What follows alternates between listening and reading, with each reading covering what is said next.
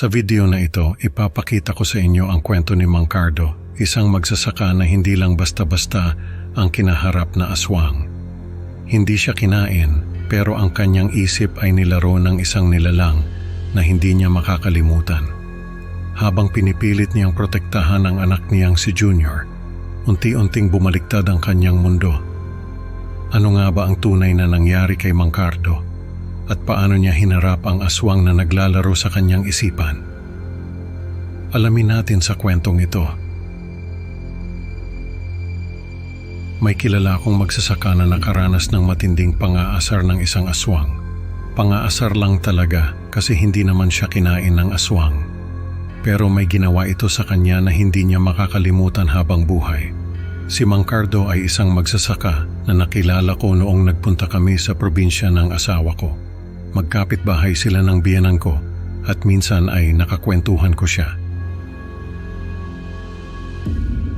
Namatay daw yung asawa ni Mang Cardo noong bagong panganak pa lang ito sa anak nilang si Junior.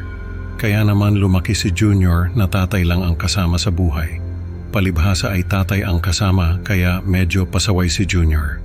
Sa tuwing may ginagawang kalokohan si Junior, ay sinasabihan siya ni Mang Cardo na kukunin siya ng aswang kapag hindi siya tumino.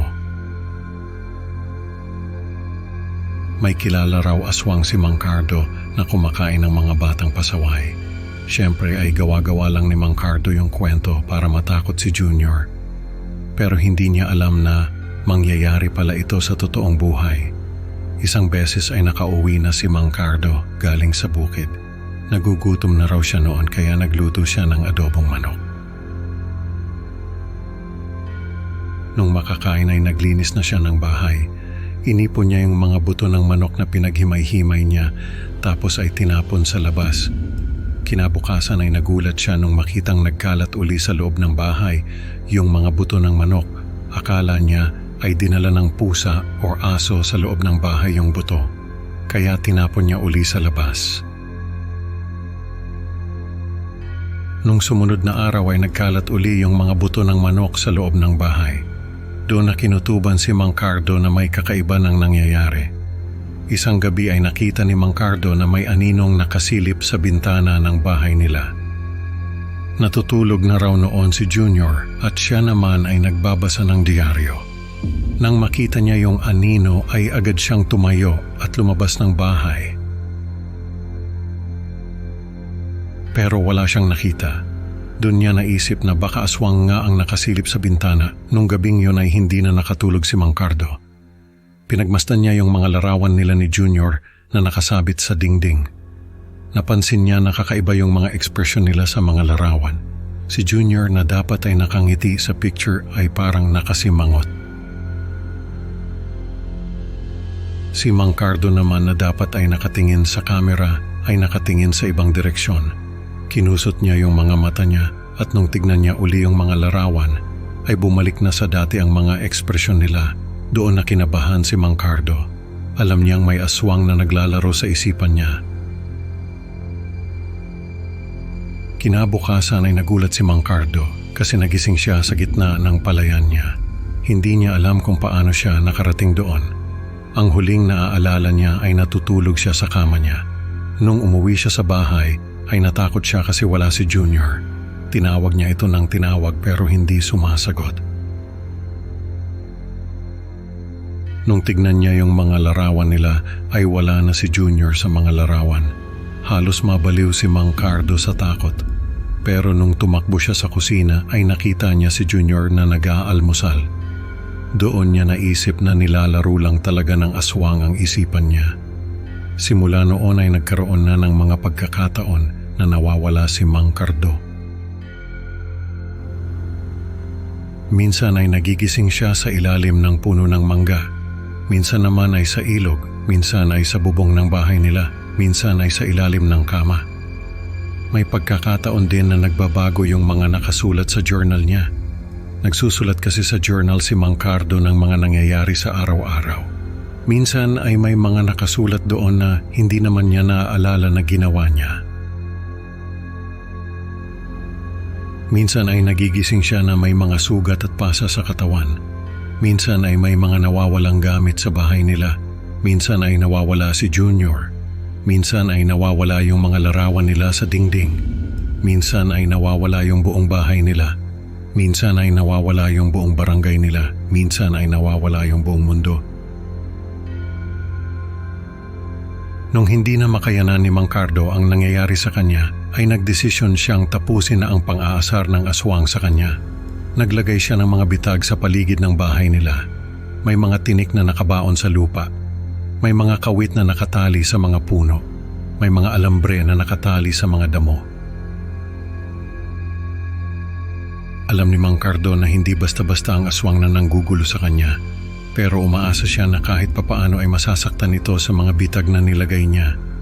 Pero sa kasamaang palad ay walang nahuli si Mang Cardo.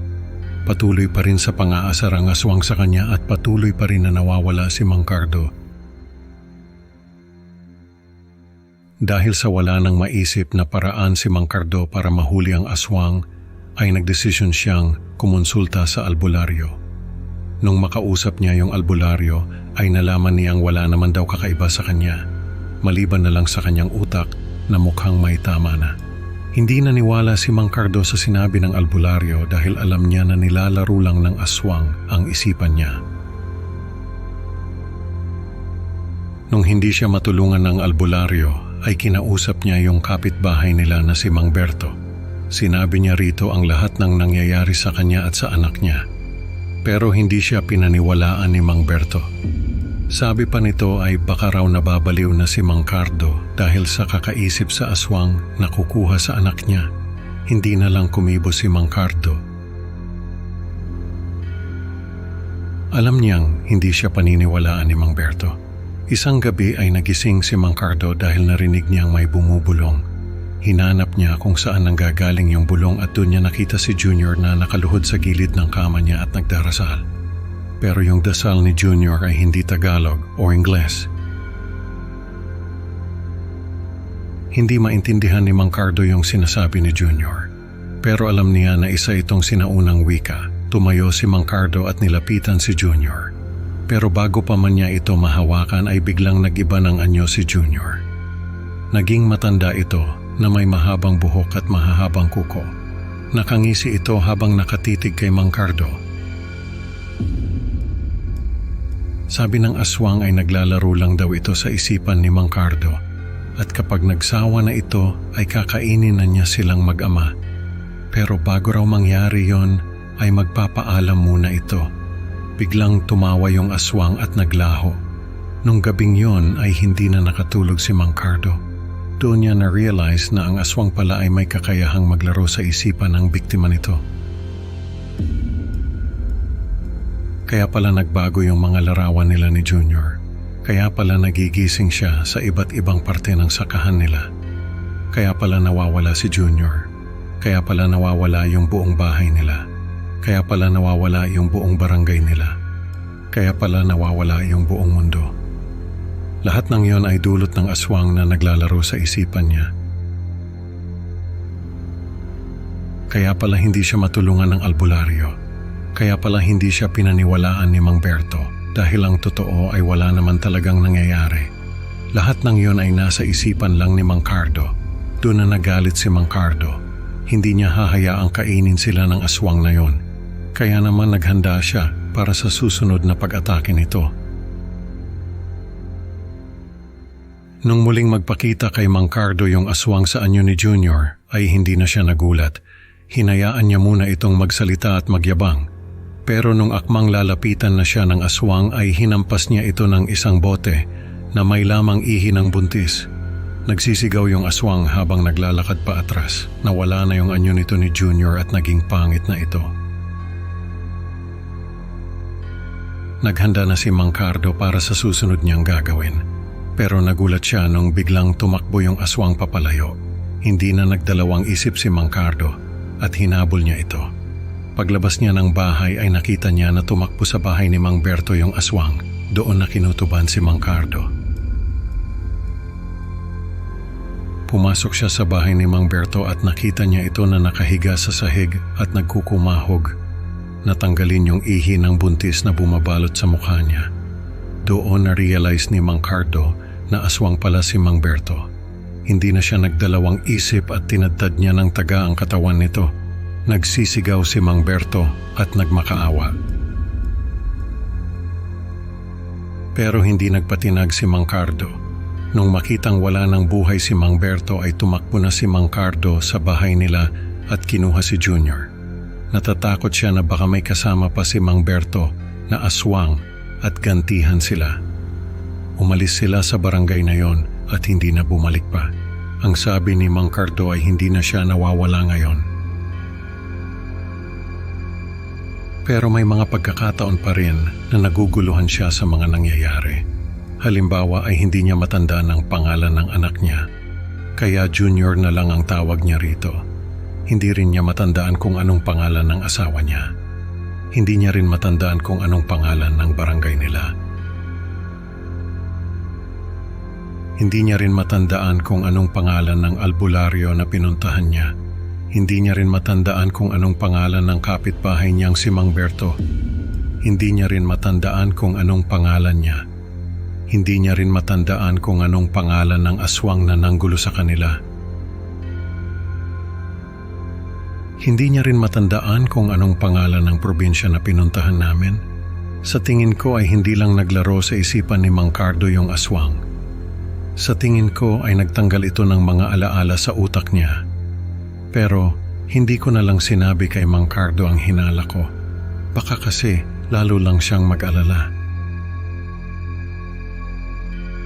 Ang kwento ni Mang Cardo ay nagpapakita ng madilim na katotohanan. Ang aswang ay hindi lang kumakain ng laman, kundi pati ng isipan.